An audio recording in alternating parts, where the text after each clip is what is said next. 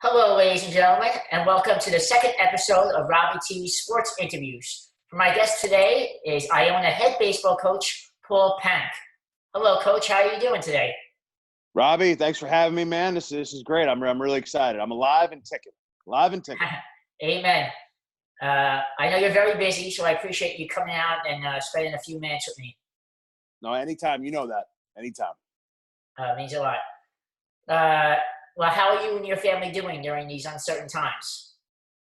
Everybody's healthy, man. I think, Robbie, that's I think the most important thing. Everybody's alive and healthy, and people that are in different positions or unhealthy, they're in our prayers. And we just want to get everybody wants to get back to normal, but you just have to know that it takes time and just trust the process.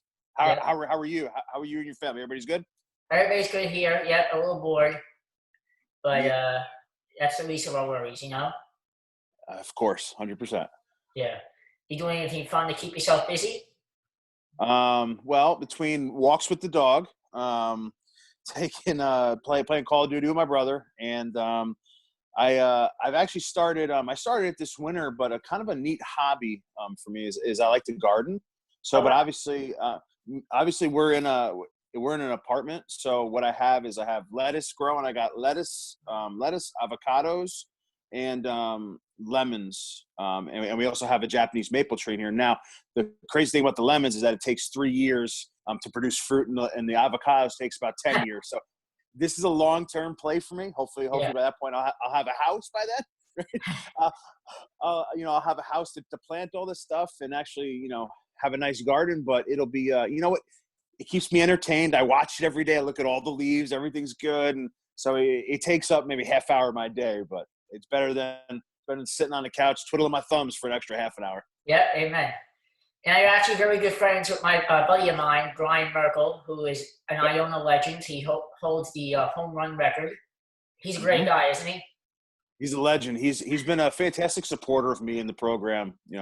He spoke at our first pitch dinner, not this past season, but the season before. And he's all about Iona baseball, and we're happy to have his support. We're happy that he's an alumni and that wants to engage. I think that's really important when guys love to come back and love to be a part of where you went to school. Now, you played ball at Canisius. You were a catcher, and then you eventually were an assistant coach there. How did your playing days lead you to where you are today and help you to where you are today? I think the playing days, it toughens you up, man. I think, obviously the weather in Buffalo, it's similar to down here, but the winters are a little harsher. It's a little bit colder, and we were always outside, so that's kind of the mentality you know that I bring to our guys, right? Like if it was January 15th, we're out practicing and there was no snow, but we could plow the turf was plowed. We're outside, right? So, Yeah. those I try to bring that mentality with me, and I want my guys to appreciate that, and you know and understand that we're going to have to play in those cold days. And that's something like that you actually practice playing in the cold. In your playing days, what coach had the most impact on you and why? I guess it would have to be my old head coach, Mike McCray, who's now pitching coach down at VCU. Yeah. Um, he took a chance on me. He recruited me, and you know, he recruited us to be something different, right? His whole recruiting thing is you want to be just a part of just another program, another number, another program, or do you want to be a part of something special, building something? And it was hard work. It was it was very intense, and but I owe a lot to that man. And he was one of the ones that kind of guided me in the coaching world, and I was fortunate enough to be able to work for him for a couple of years, and so he's been a great mentor to me. Now, as a catcher, being able to see the whole field and being able to see things that other players wouldn't, do you think that helps you in a way that other positions would not have for being a coach? 100%, because there becomes that aspect of well, you're handling the pitching staff. You have to take care of your own position, right? You got to be good. You have to be good at your own position. You have to handle 18 other pitchers. Yeah. Know what everybody's doing, strengths, weaknesses. They need to know your opponents, to where like hypothetically, if I was a center fielder, I could just run out there every inning and, okay, go catch the fly ball. No Yep. big deal, field the ground ball, throw it in. But as a catcher, I'm constantly thinking, and it's always game management, and your mind's going every which way. So I definitely think that, you know, being a catcher, you know, playing for Coach McCray, and you know, he taught me a lot of those valuable lessons that really shaped my, I guess you could say, field vision, if you want to call it that. You know, and I think it allows me to be a better head coach. Now, what experience was the best for you when you were playing? Was it a game that you won? Was it a home run that you hit? Was it it's like a memory that you had with one of your teammates? You know what? It's tough, right? Because Yeah, there's so many memories, and we won. You know, Canisius was a perennial, you know, losing ball club, and my first year, which was Coach McCray's third recruiting class, you know, we made it to the MAC playoffs. Second year, we won the regular season. You know, third year we were a playoff team again. Fourth year, we won the regular season again, right? So, um, I think it's the culmination. It's hard to say. You know, because we never did win the conference tournament, right? So we never yeah, got the at large bid. You almost remember I don't want to say the negatives, but like there was a midweek doubleheader against Cleveland State my sophomore year that we ended up losing, right? And we had 42 wins. If we would have won both of those games, the selection committee said that we probably would have been in with 44 wins, right? So I think about that day, that Tuesday at Cleveland State, where we lost both games in a doubleheader, right? So, you know, but again, you weigh those, and then you also have all those amazing memories and times with your buddies, from the bus trips to the hotels to practice to yeah, making it to the conference championship game. But twice we got celebrated on, which hurt, right? Like you're there, you know, to win a game, to win, or you know, win to get in, and you don't, right? So as a player, I would say that was, you know, it's those the memories that sting are the ones that stay with you a little bit yeah. longer. Absolutely, I totally agree with you. You have any teammate that had a large impact on you while you were playing at Canisius? Anybody You that know, sticks out? it's funny because my boys will crucify me for this by naming one single person. You know that. Yep. Yeah. God. Oh man, it's tough because like I roomed with Shane Davis. He was All-American left-handed pitcher for us. Um, Shane was academically ineligible his first year because the Canadian transfer policy on certain credits didn't work out in his favor. So he would have to throw his bullpen to me in the hallway of our dorm at night, right? So like me and him had a very very very special bond, and you know, but there's a lot of other guys, you know, local guys, Al Cabello, Connor Berg, Willie Schmicky, and you know, you have Long Islanders, Kevin Mahoney, Stephen McQuail, that were, Yeah, you know, both draft picks, right? Like, so yeah, it's hard to name one guy who was your favorite, but you know, I guess if I had to say one, it'd be Shanner. cool. When did you first know you wanted to coach baseball? You know, I always felt like that was something I wanted to do when I was younger. But then once I was in college, it was like, okay, you can actually help people. You can recruit. You can coach. You can have a huge impact on so many lives. Like think about it. Every recruiting class, you have, let's say, 10 guys. Yeah, So, you know, I've been in Division One game for, you know, 8 years. So, you know, I've touched lives of 150 kids at this point, right? And, you know, from going stop to stop, you got 40 here and there. And it's, you know, I think that's what, you know, I enjoy. And I think that's what kind of drew me to it, because I'm a teacher, right? And so, you know, and when I saw, like, and again, you watch your coaches and you say, listen, I want to be like that guy, you know, and that's kind of how it started for me. so being a first-time head coach, getting that phone call, finding out that you got the job at Iona and you were going to be the head baseball coach there, what was going through your mind? What were your feelings?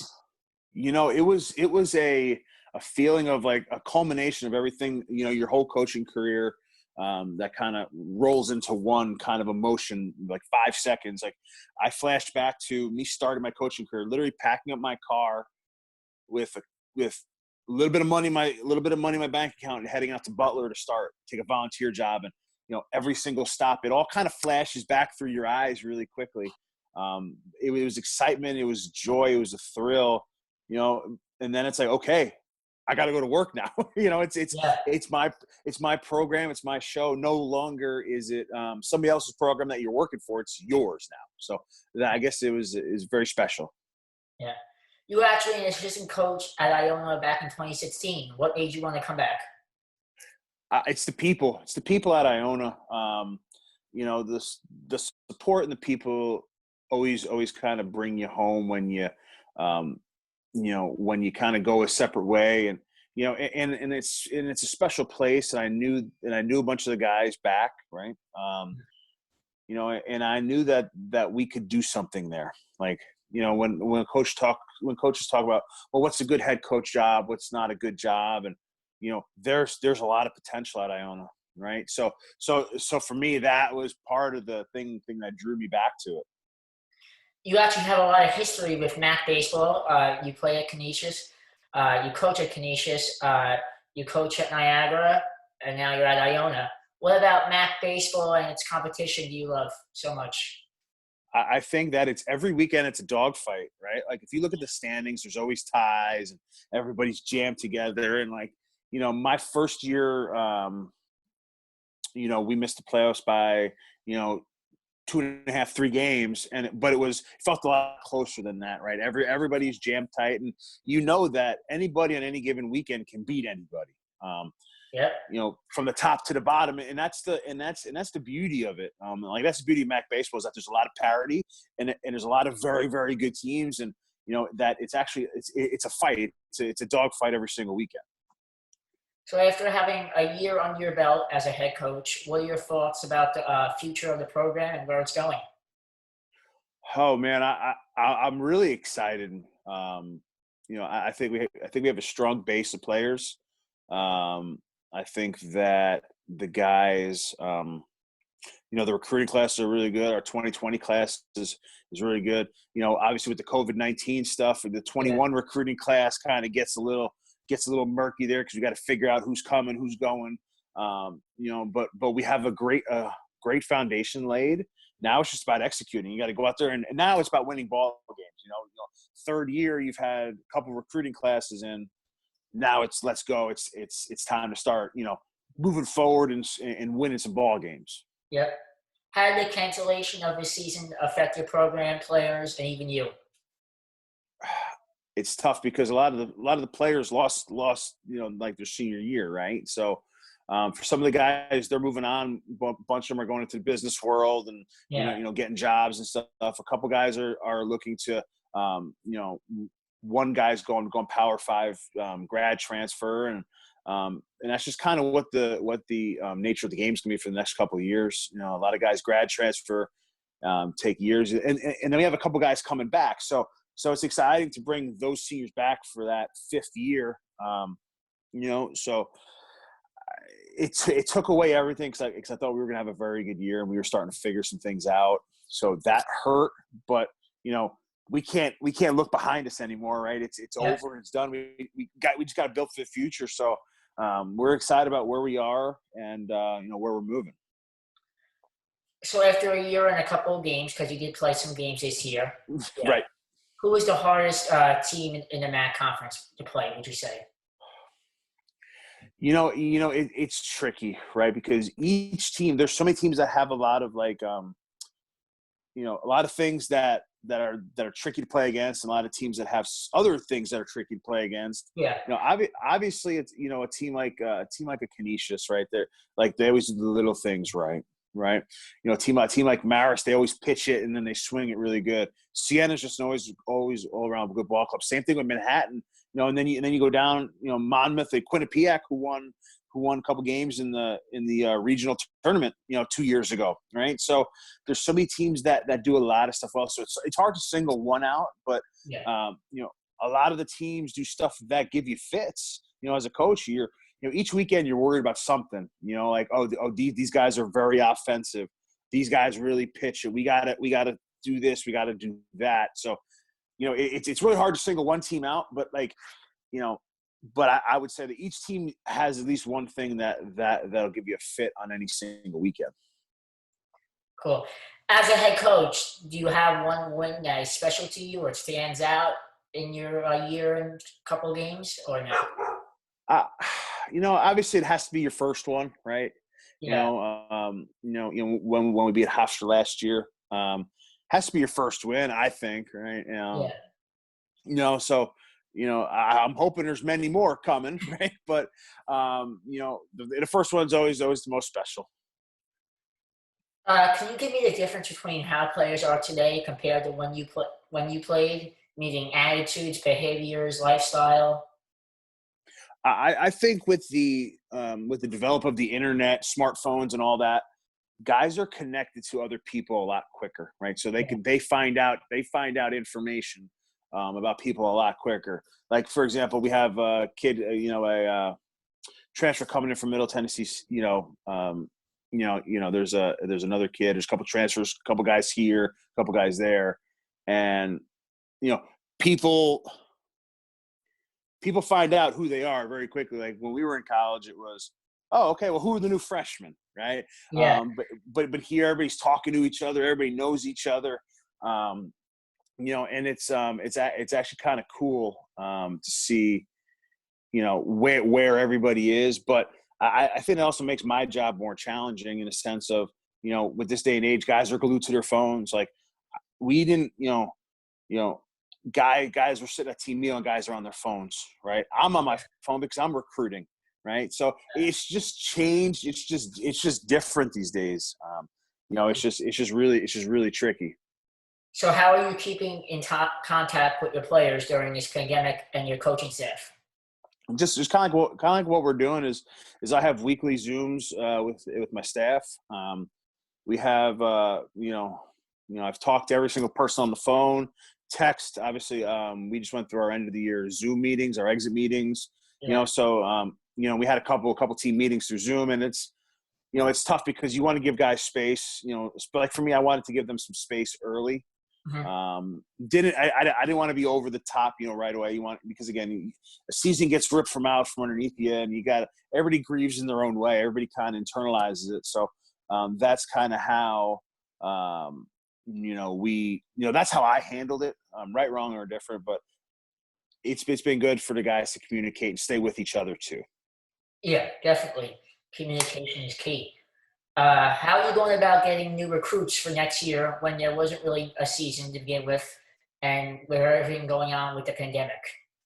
It's tricky, but the NCAA has the transfer portal now, right? So we're constantly scouring that because you never know what kid you had recruiting ties to before, or who you like, or who knows who. I think for us, it's we're almost done for next year, and Oh maybe wow, it's just another piece or two, and just trying to figure out those seniors that are coming back, who may or may not be coming back, and yeah, and then from there, it's tricky because we don't know what summer ball is going to be, right? Is there going to be summer ball? Is there going to be, an opportunity for me to see anybody this summer, see anybody play? So, yeah, scary. um, exactly. So for me, it's a lot of people I trust, a lot of word of mouth, and, Yeah. recruiting in that sense. Now the NCAA did grant an extra year of eligibility for your seniors. Are you going to have a lot of seniors come back? You think? It kind of depends. It depends on, who gets a job, who doesn't, right? I Yeah. know there's definitely two coming back.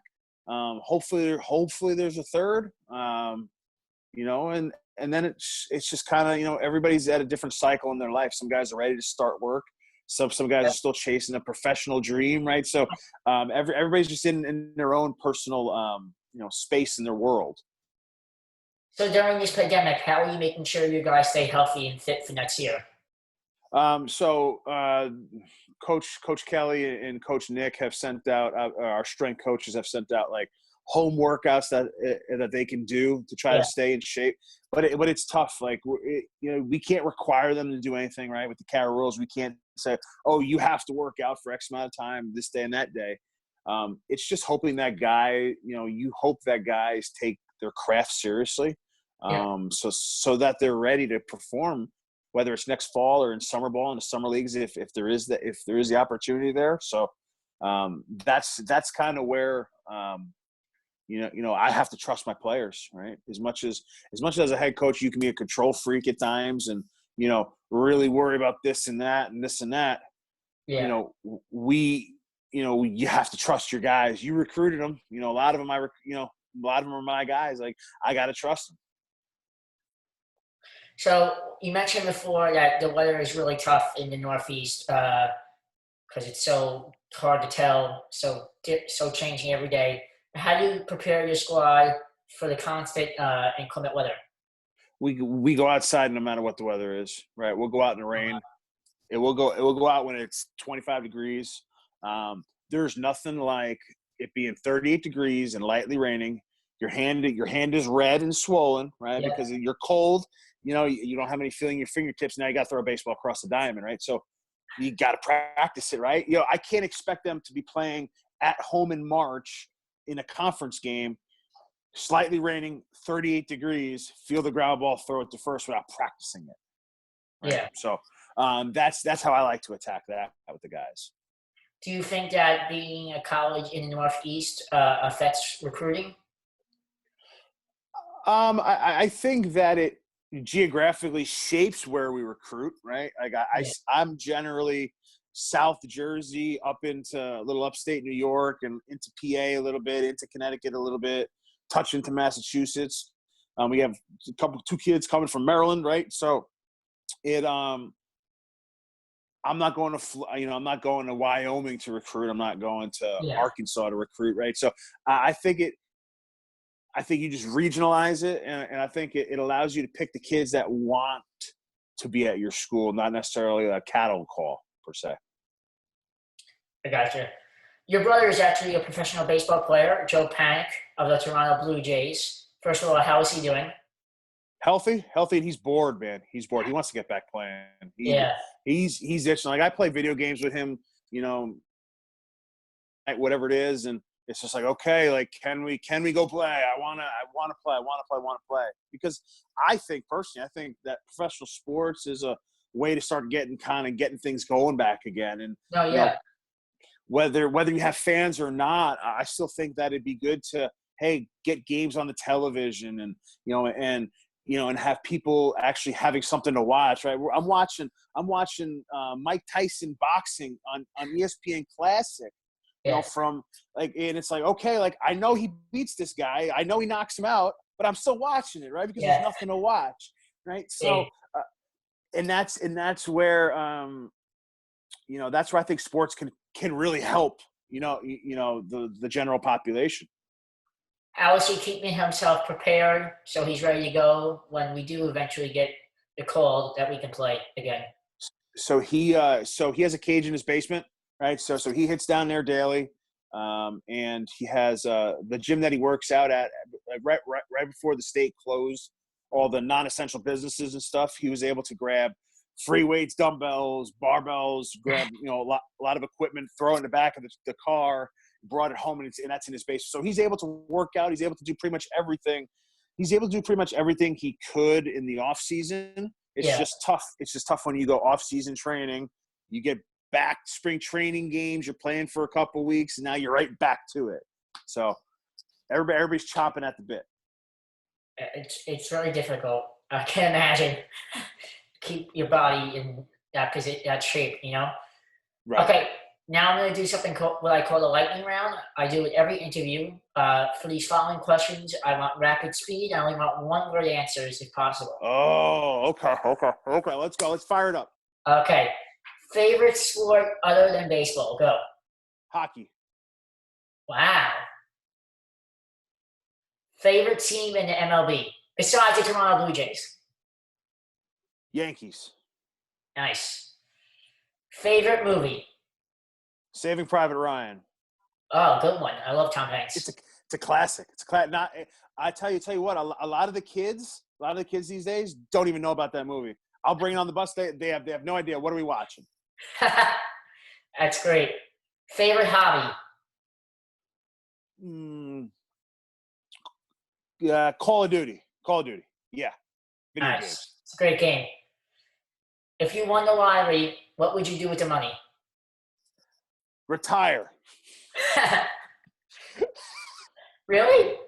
Nah, probably not. I'd probably go buy a farm somewhere and just be a rancher or something.